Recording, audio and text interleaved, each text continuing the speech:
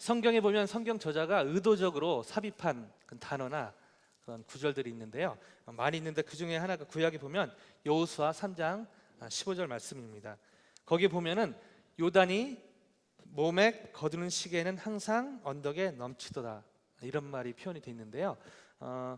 여호수아와 이스라엘 백성들이 요단강을 건넌 그런 기록이 여호수아 3장에 기록되어 있는데, 특별히 이 문장이 삽입이 되어 있는 것을 볼 수가 있습니다. 왜냐하면은 그 시기에는 몸에 거두는 시기, 즉 홍수의 시기였기 때문에 항상 이 언덕의 강이 넘쳤습니다. 제가 거기 가봤는데요, 건널 수 있는 강이에요. 근데 일부러 그 몸에 거두는 시기를 성경에 이렇게 삽입을 했는데, 그 말은 범람해서 건널 수 없었다, 건너기에 불가능한 그런 상황이었다, 이것을 강조하기 위해서 이 문구를 삽입한 것을 볼 수가 있습니다.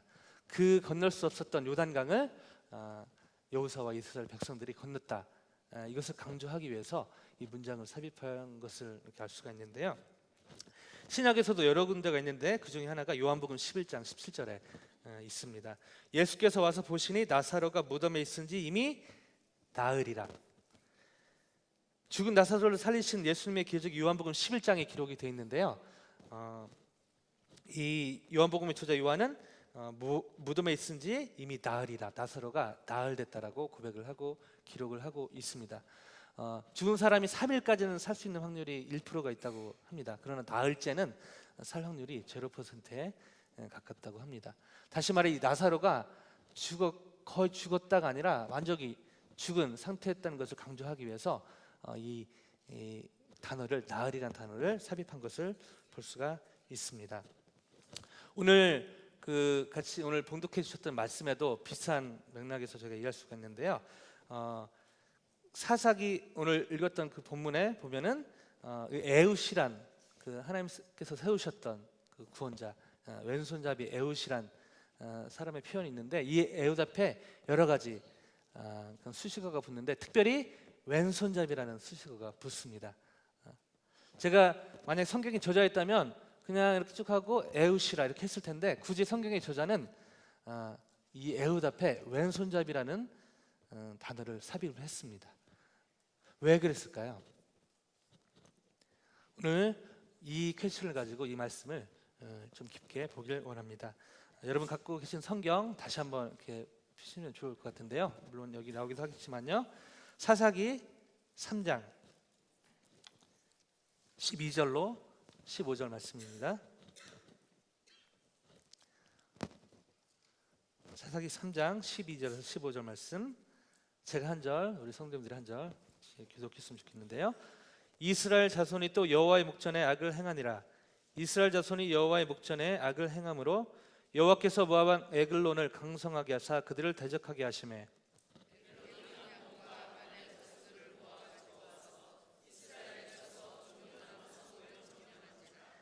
이에 이스라엘 자손이 모압 왕 에글론을 18해 동안 섬기니라.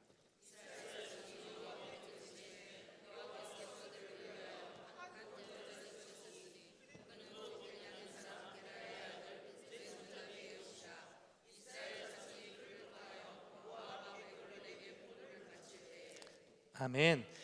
이스라엘 자손은 또 여호와의 목전에 악을 행함으로, 구약에서 제일 많이 나오는 표현 중에 하나입니다.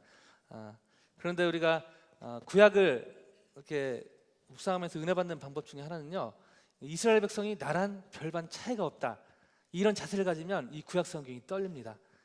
그리고 신약 성경을 또 묵상하면서 은혜 받는 방법 중에 하나는요, 바리새인, 예수님께 가장 욕 많이 먹는 바리새인, 사두개인, 이런 분들이 나와 별반 차이가 없다 라는 자세를 가지면 이 성경을 때 가슴이 떨리는 것을 경험을 합니다.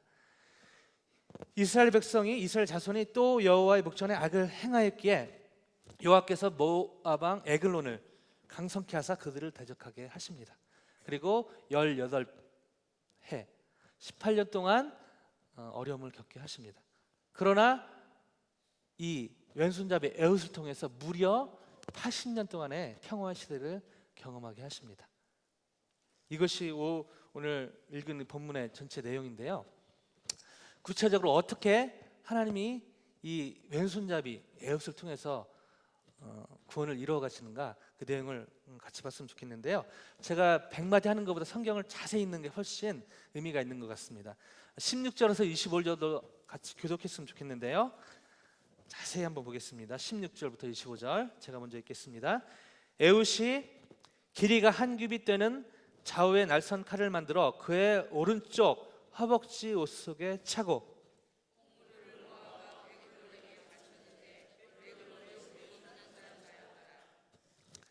16, 17절을 보면은 한 규빗 약 45cm를 약 18인치 되는 칼인데요. 한 이 정도 되겠죠. 이 칼을 오른쪽 다리에 허벅지에 찼다고 성경에 지금 기록하고 있고요. 그 에글론 왕에 대해서 모압 에글론 왕에 대해서는 매우 비둔한 자였더라. 한국말로도 와닿지만 영어로 보면은 he was a very fat man 이렇게 나와 있습니다. 에글론 왕에 비하면 여러분 너무 날씬하신 거예요. very fat 이렇게 나와 있습니다. 오케이. 17절 제가 18절 읽겠습니다. 에훗이 곡물 바치기를 마친 후에 곡물을 메고 온 자들을 보내고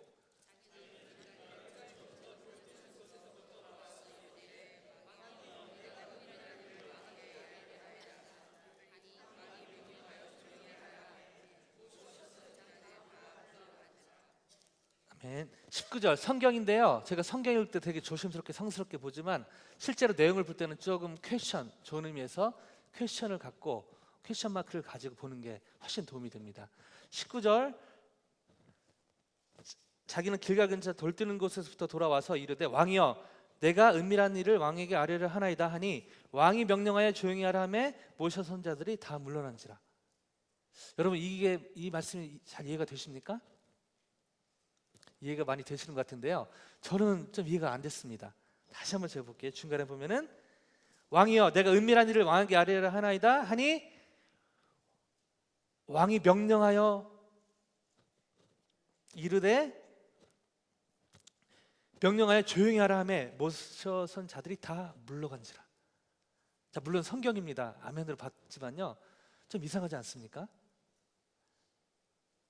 만약에 이 에훗이 왕과 가까운 사람이었다면 maybe 이게 이해가 쉬울 것입니다. 그러나 석국에 곡물을 가지고 온 낯선 남자였습니다. 이 문맥을 보면은 왕이 무슨 비밀을 갖고 왔다고 하니까 maybe 궁금했던 것 같아요. 근데 여기 보면은 내가 은밀한 일을 왕에게 아뢰려 하나이다 하니 제가 볼 때는 시간이 좀 필요한 것 같아요. 근데 누구지? 근데 보면 성경에서 왕이 명령하여 조용히 하라며 모셔 선 자들이 다 물러가지라. 자, 여기에 한번 퀘스천 마크를 찍고 그 다음 보겠습니다. 20절 제가 읽겠습니다. 에훗이 그에게로 들어가니 왕은 서늘한 다락방에 홀로 앉아 있는 중이라. 에훗이 이르되 내가 하나님의 명령을 받들어 왕에게 아뢰 일이 있나이다 하매 왕이 그의 좌석에서 일어나니. 21절 읽어주세요.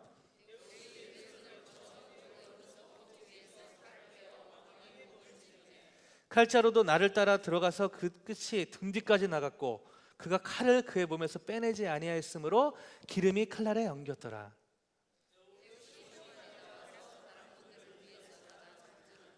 에훗이 나간 후에 왕의 신하들이 들어와서 다락만들이 잠겼음을 보고 이르되 왕이 분명히 서늘한 방에서 그의 발을 가리우신다 하고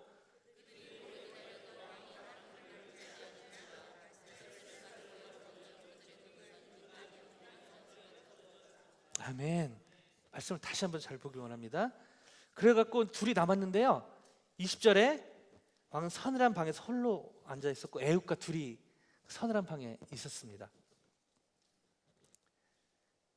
근데 갑자기 21절에 보면은 내가 왕에게 알아야 일이 있나이다 하면서 왕이 그 좌석에서 일어날 때 둘이 있었거든요. 일어날 때 갑자기 에훗이 왼손을 뻗쳐서 여기 보면은 왼손 오른손 표현이 많이 나오거든요. 왼손을 뻗쳐서 그의 오른쪽 허벅지 위에서 칼을 빼어 왕의 몸을 찌르매. 근데 얼마나 이게 순식간에 이루어진 일이냐 하면요. 22절 보면은 이 보통 칼자루 빼고 이렇게 해야 되지 않습니까? 그러나 그럴 틈도 없이 칼자루로 나를 따라 들어가서 칼자루도 나를 따라 들어가서 그 끝이 등 뒤까지 나갔고 그의 칼을 그의 몸에서 빼내지 아니했으므로 기름이 죄송합니다. 에휴 상상해 보세요. 이렇게 했는데 기름이 엉겨가지고 그 칼날에 이렇게 엉겼다고 성경이 표현하고 있어요. 찔렀는데 찔렀고 기름이 엉겨갖고 나왔다고 합니다. 에훗이 현관에 나와서 다른 문들을 뒤에서 잠그고 이제 24절 이제 보면은 오랫동안 시간을 보냈는데 신하들이 오랫동안 안 나오니까 24절 끝에 보면 왕께서 서늘한 방에서 발을 가리신다 이런 표현인데요. 용변을 보신다 이런 표현이에요. 아마 용변 보시느라고 좀 시간이 걸리나 보다 했는데 웬걸요? 25절에 나중에 들어가 보니까 이미 땅에 엎드려 죽었더라. 그리고 그 이후에 무려 18년 동안 고생했지만 이 일 이후에 무려 80년 동안 이스라엘 백성들은 평화의 시기를 경험을 합니다. 18년 동안 고생했지만 이 에훗을 통해서 하나님이 이스라엘 백성에게 80년의 평화의 시대를 주셨다는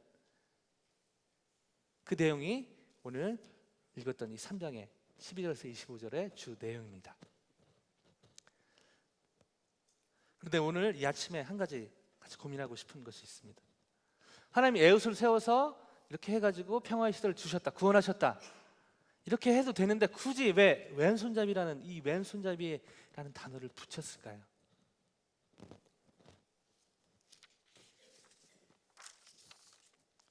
그 이유는 저희는 그 일을 이 에훗 앞에 있는 여러 수식어에서 놀라운 힌트를 찾을 수가 있습니다. 이스라엘 백성들, 이스라엘 민족들은 저희와 아주 비슷한 그런 습관이 기질이 있는데요. 족보를 아주 중요시 여깁니다. 그래서 마태복음에 보면은 마태가 썼는데 유대인들에게 썼잖아요. 그래서 1장 1절부터 족보가 쭉 나옵니다. 왜냐하면 유대인들은 이 족보를 중요시 여겼기 때문입니다.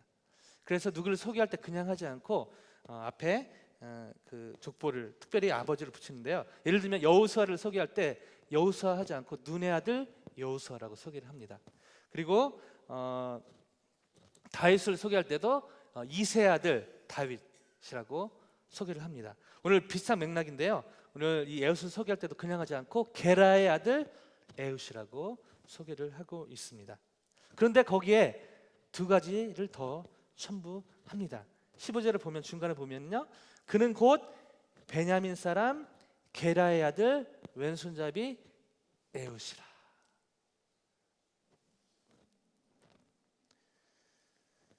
하나는 지금 말씀드렸던 왼손잡이란 말이고요. 다른 하나는 바로 베냐민 사람이라는 것입니다.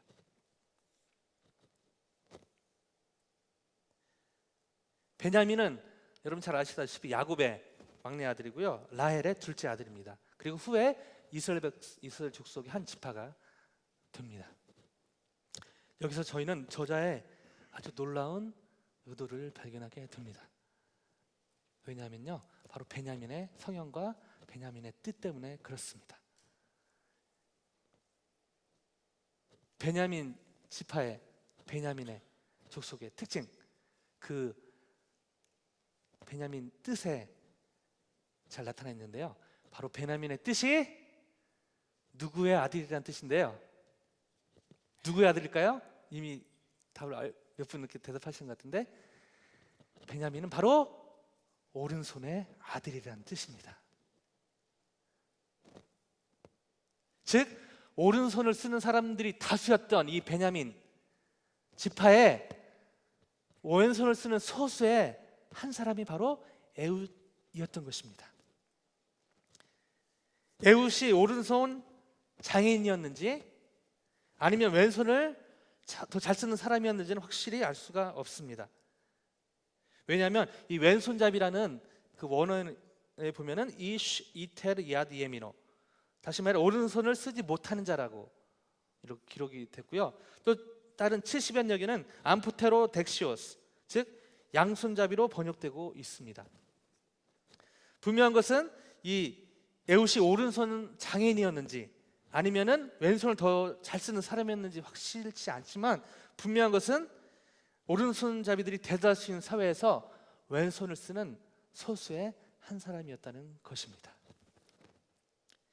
에훗에게는 아마도 이 왼손잡이라는 것이 평생 수치요 또 부끄러운 것 중에 하나였을 것입니다. 왼손잡이라는 사실이 아마 평생 그에게 약점처럼 따라다녔을지도 모르겠습니다. 어린 시절 이 왼손잡이라는 이유로 친구들에게 왕따를 당했을지도 모르겠습니다. 한참 민감한 청소년 시기에는 이 왼손잡이라는 이유로 부모님을 원망했을지도 모르겠습니다. 또 성인이 되어서는 직장을 갔는데 이 왼손잡이라는 이유로 어려움을 당했을지도 모르겠습니다. 그러나 그러한 약점을 가진 에웃을 하나님은 이스라엘 자손을 구원하시는데 한 구원자, 즉 사사로 세워 구원하셨습니다. 여러분 19절 아까 저희가 다시 봤는데요, 내가 은밀한 왕을 왕에게 아뢰를 하나이다 하니 왕이 명령하여 조용히 하라며 모셔 선자들이 다 물러간지라. 물론 그 비밀이 궁금하기도 했지만 왕이 이 베냐민 오른손잡이 아들들 이런 특성을 속국이었기 때문에 잘 알았겠죠. 분명히 무장을 그 신하들도 체크업을 했을 것입니다. 여러 했겠지만 특별히 이 왼쪽 허벅지를 체크업을 했겠죠.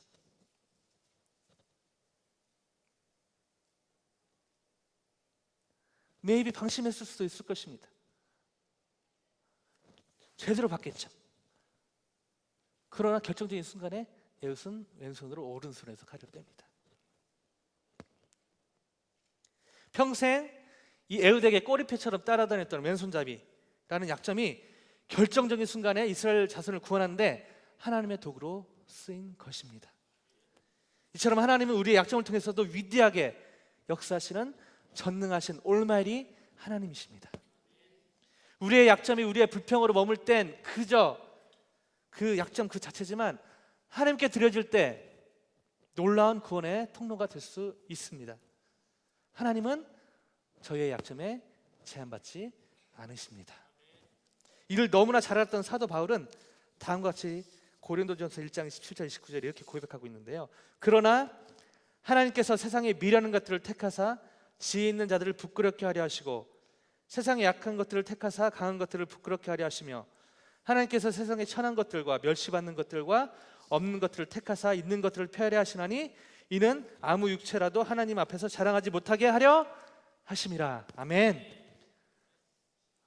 금방 읽던 이 고린도전서 말씀, 그리고 오늘 같이 나누고 있는 사사기 3장 말씀이 저는 이 미주에 거하는 유학생 1.5세 2세를 향한 하나님의 심장에서 나온 약속의 말씀이라고 믿습니다. 이 약속의 말씀에 KCCC 코리아 캠퍼스 크루세이드 포 크라이스트, 한국 대학생 선교회는 Win the Campus Today, Win the World Tomorrow, 오늘의 학원 복음화는 내일의 세계 복음화라는 기치를 들고 미래의 지도자를 키우는 사역에 집중하고 있습니다.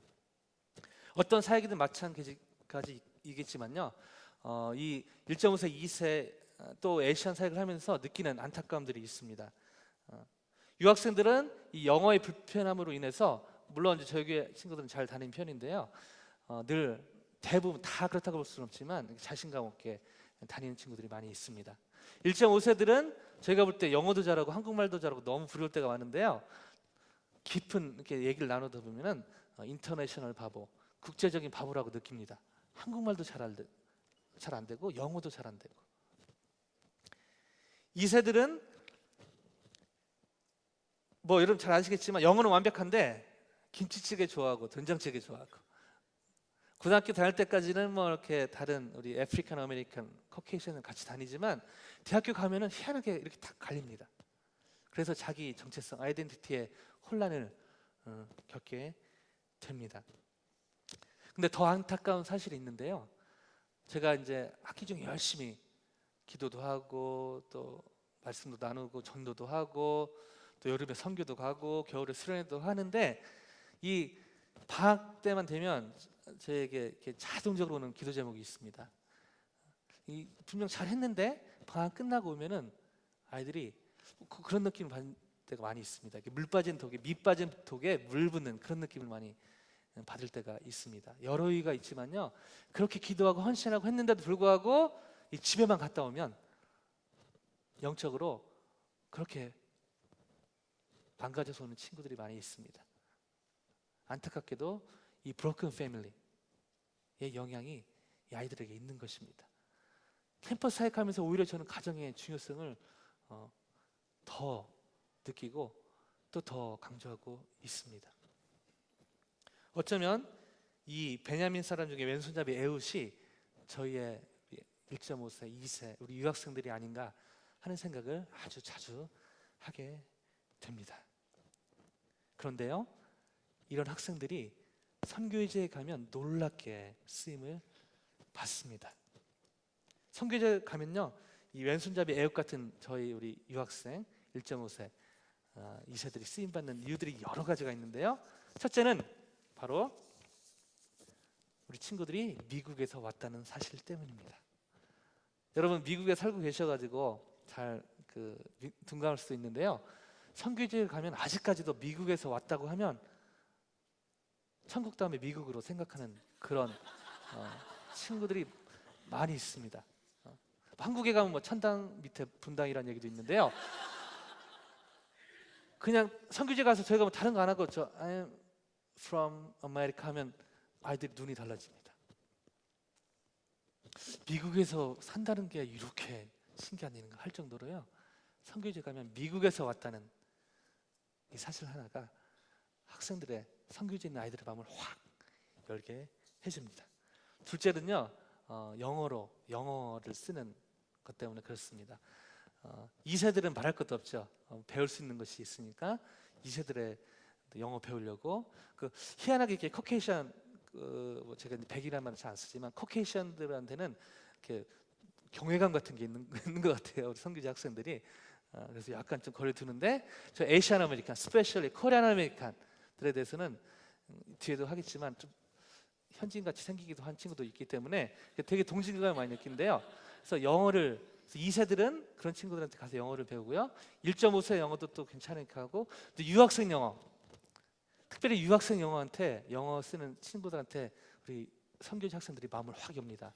왜냐하면 지네 영어나 내 영어나 별 차이가 없기 때문에 뭐 미국에 살아도 뭐 그렇구나. 학생들이 너무 엄청난 용기를 얻습니다. 여러분 선교지에 가면 버릴 영어가 하나도 없습니다. 세 번째는요, 이 한류 열풍 때문에 그렇습니다. 이 한류 열풍이 선교하는데 이렇게 도움이 되는지 예전에 미처 몰랐습니다. 제가 일본에 갈 때 하는 여러 가지 하는데요. 뭐 코리안 클래스, 잉글리시 클래스 하는데 제가 공통적으로 하는 게 있습니다. 믿음으로 제가 이제 선생님 이름을 다 통일을 하는데요. 윤사마. 물론 저희가 믿음으로 붙입니다. 그렇게 안 생겼지만 믿음으로 붙이는데요. 기가 막히게 학생들이 일본 학생들 모으기 쉽지 않거든요. 근데 윤사마 하면 와르르.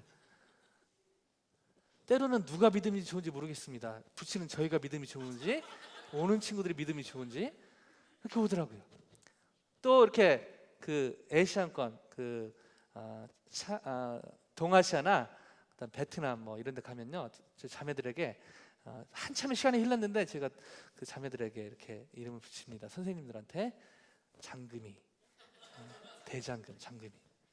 근데 또 우르르 이렇게 몰려듭니다. 와.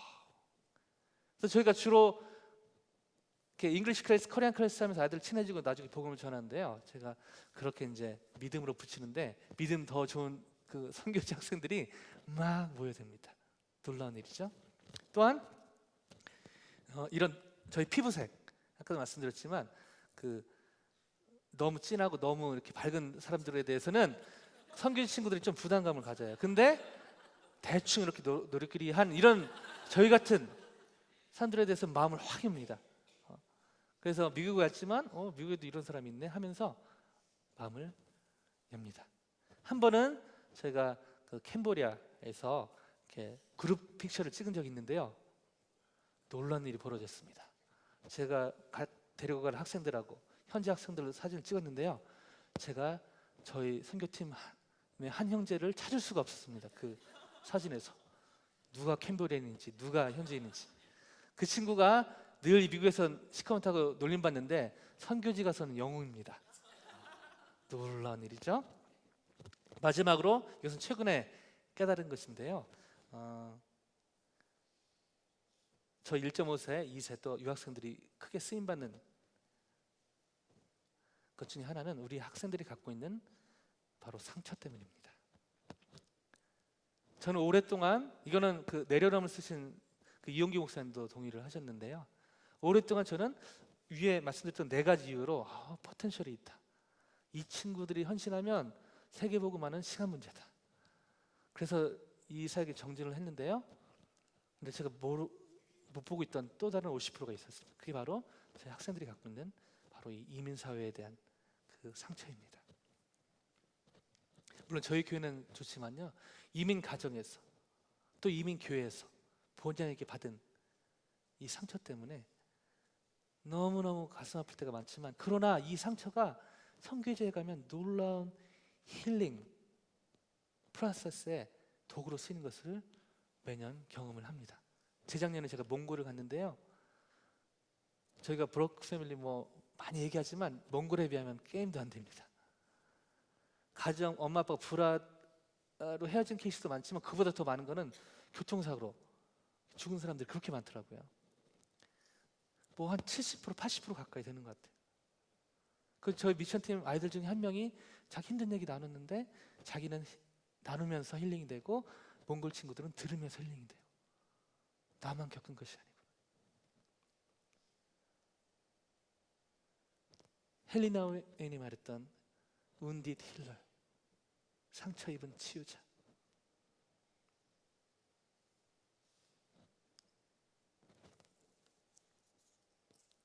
이 미국에서 어떻게 보면은 저 유학생 1.4, 2세 이 한인 아이들이 미국 사람도 아니고 한국 사람도 아니고 애매모한 삶일 수도 있지만요. 그러나 선교지에 하나님 나라의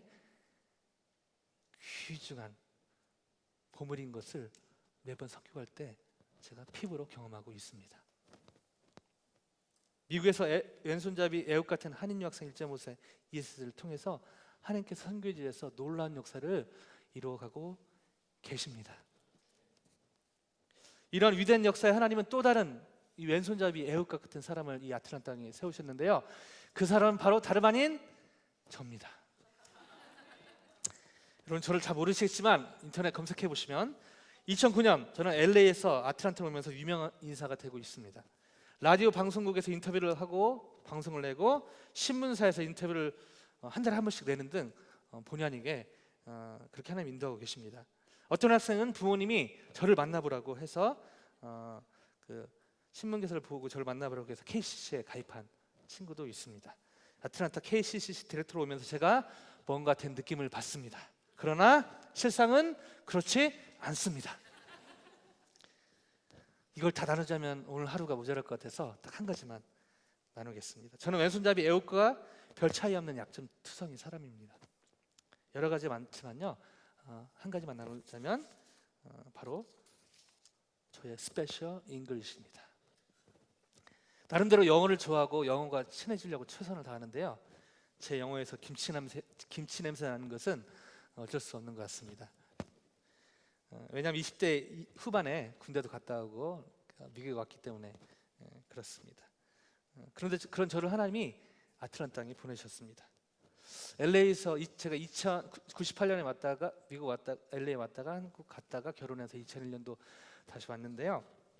LA에서 한 8년 동안 캠퍼스 사역을 쭉 해왔습니다. 근데 2009년에 아틀란타에서 요청이 왔습니다. 여기에 젊은이들이 많은데 이들을 위한 전문적인 그런 CCC, 나중에 또 말씀드리겠지만 저희가 CCC가 크루로 이름 바꿨거든요.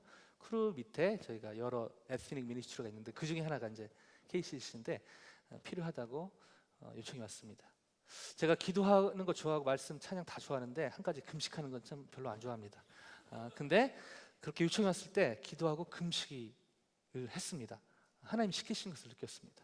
한 달 동안 금식했다는 건 아니고요.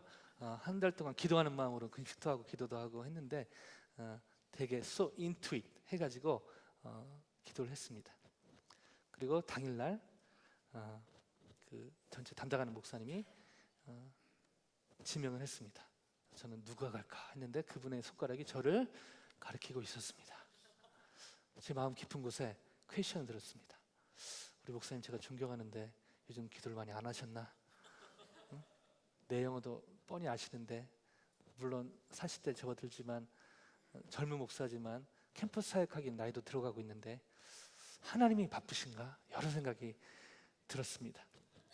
왜 이렇게 제가 기도를 열심히 했나, 금식까지 했나 보니까요, 제 마음 깊은 곳에 주님, 누군가 가야 되는데 저는 아닌 것 같습니다. 이런 마음, 이런 확신이 있었던 것 같아요. 저기 2세들 많고 그런데 왜? 롱스토리 숏하면 하나님이 여러 기도 가운데 저와 저희 와이프를 보내셨습니다.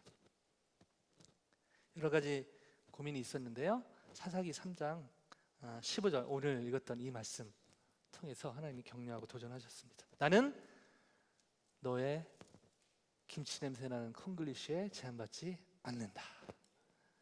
이 격려의 말씀을 개인적으로 받은 후 제 삶의 태도는 180도 바뀌게 되었습니다.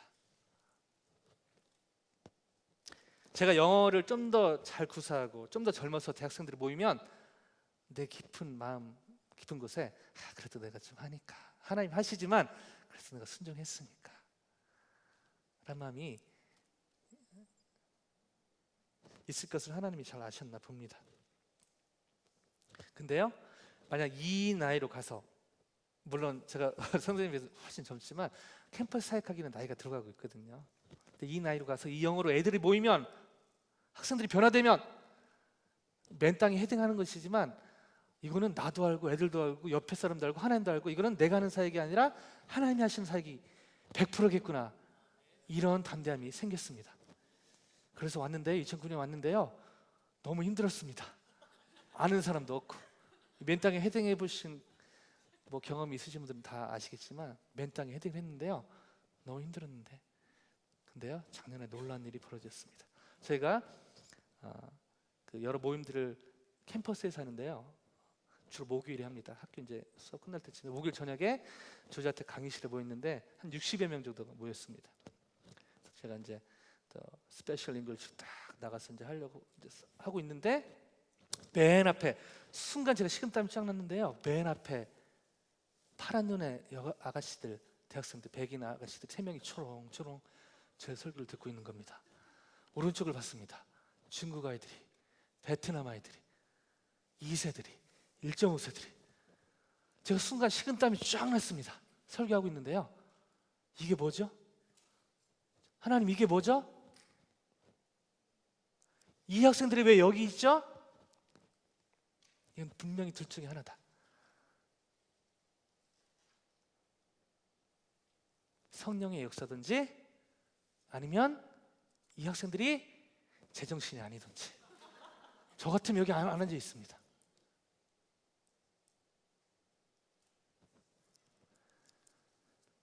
여러 간증들이 많은데요, 한 가지만 더 나누자면, 아주 애티게 생긴 아프리칸 아메리칸 친구가 제 몸에 왔습니다. 그래서 열심히 믿음으로 했습니다. 내 영어, 내가 영어를 스페셜리 하는 게, 그래서 믿음으로 하는데 자신 있게 했는데요, 계속 제 설교 중에 울고 있는 것입니다.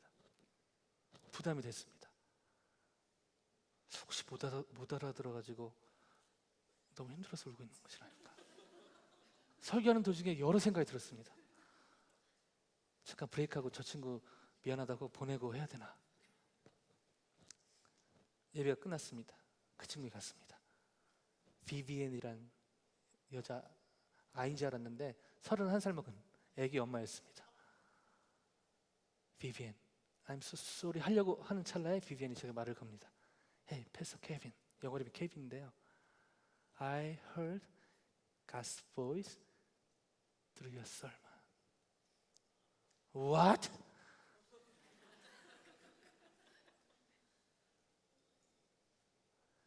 그 친구가 그 모임 오기 전에 한 달 전에 아이가 있었는데, 1살짜리 아이가 있었는데 자다가 죽었다고 합니다. 방황하다가, 그러니까 칼리지 수준도 아니었던 거예요. 그냥 랜덤리 헤매다가 그 자리에 온 겁니다.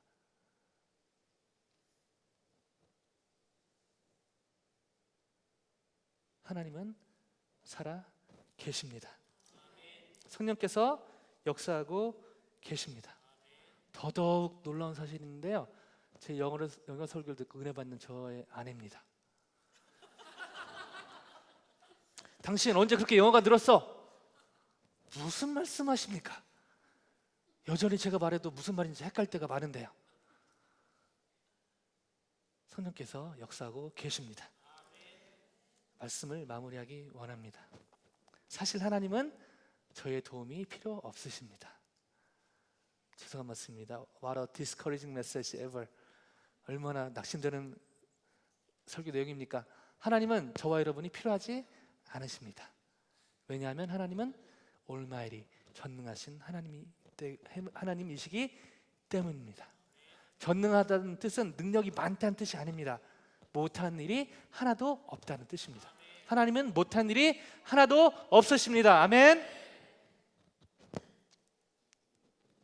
그러나 하나님이 저희를 부르십니다.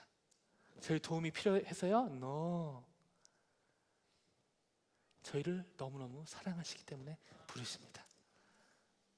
Our Master's happiness, unspeakable joy. 하나님의 그 말로 표현할 수 없는 기쁨과 그 마스터만이 누릴 수 있는 행복을 나눠주기 위해 하나님 오늘도 저와 여러분을 부르고 계시다고 믿습니다. 또한 하나님은 저의 약점에 제한받지 않으십니다.